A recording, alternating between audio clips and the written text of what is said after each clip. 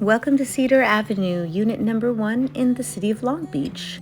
Unit Number 1 is on the first level in the front of the building. As you go up the stairs, there's a secure entry door, the mailboxes are in the lobby, and Unit Number 1 is directly to the right. This quaint unit can be styled in many ways, either using this living room area as a living room / studio with a larger bed, say queen or king, and then the junior bedroom could be used as an office.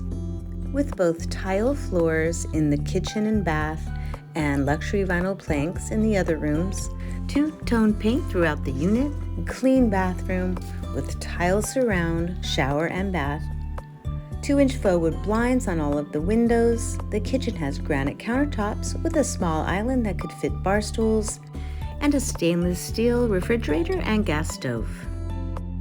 If you should choose the second option of using the junior bedroom as a bedroom, it fits a single or double bed, has a closet and a ceiling fan.